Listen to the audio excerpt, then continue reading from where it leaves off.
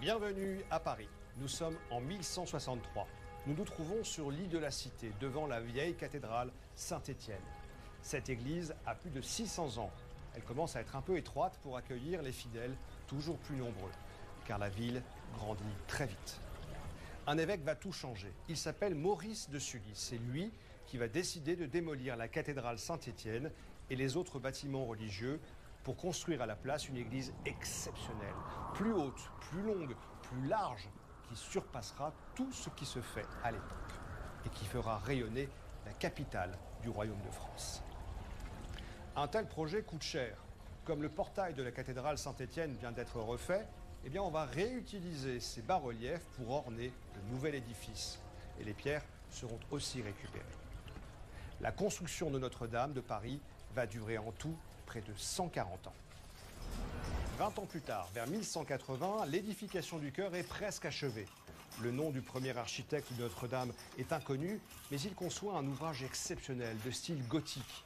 Les hautes voûtes, les arcs-boutants et les grandes ouvertures laissent entrer la lumière. Sur le chantier, des centaines d'artisans s'affairent. Terrassiers, sculpteurs, menuisiers, tailleurs de pierre, forgerons, tous travaillent sur place. Tout en haut, la charpente commence à être installée. On utilise des engins de levage, ce qui permet de soulever à 35 mètres de hauteur les éléments de la charpente. Environ 1500 chaînes ont été nécessaires pour l'assembler. On l'appellera la forêt. Cette charpente sera recouverte de 1326 feuilles de plomb. En 1245, la nef et la façade occidentale sont quasiment terminées. Les cloches sonnent pour la première fois. Le parvis était moins grand qu'aujourd'hui. Pour accéder au chantier, une nouvelle rue a été ouverte, la rue Neuve Notre-Dame.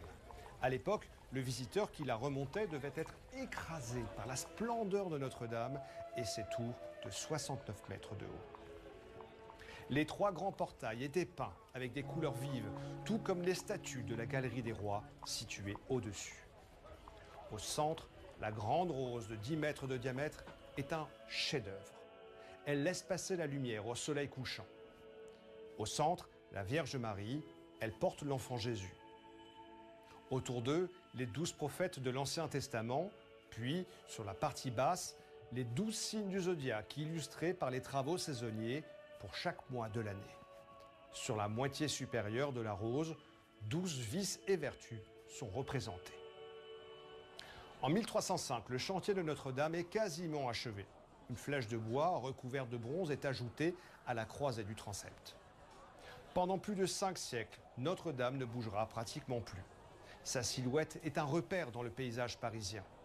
Sur l'île de la Cité, représentée ici en 1600, elle trône au milieu d'un labyrinthe de rues étroites dont il ne reste plus grand-chose aujourd'hui. Tout bascule à la Révolution. Symbole de la monarchie, Notre-Dame est malmenée. Son mobilier est vandalisé. Ses statues sont détruites. Elle est désacralisée, devient un temple de la raison et elle va même servir d'entrepôt à vin. La flèche médiévale menace de s'effondrer. En 1797, elle est démontée. Il faudra attendre l'Empire pour voir Notre-Dame rendue au culte. Elle retrouve aussi un peu de sa splendeur grâce à un architecte visionnaire, Eugène Viollet-le-Duc. C'est lui qui va lancer des grands travaux de restauration dans les années 1840. Il ajoutera en 1859 une nouvelle flèche spectaculaire d'inspiration médiévale, encore plus haute que la précédente. Cette cathédrale Notre-Dame de Paris a traversé les siècles jusqu'à nous. Elle renaît aujourd'hui de ses cendres.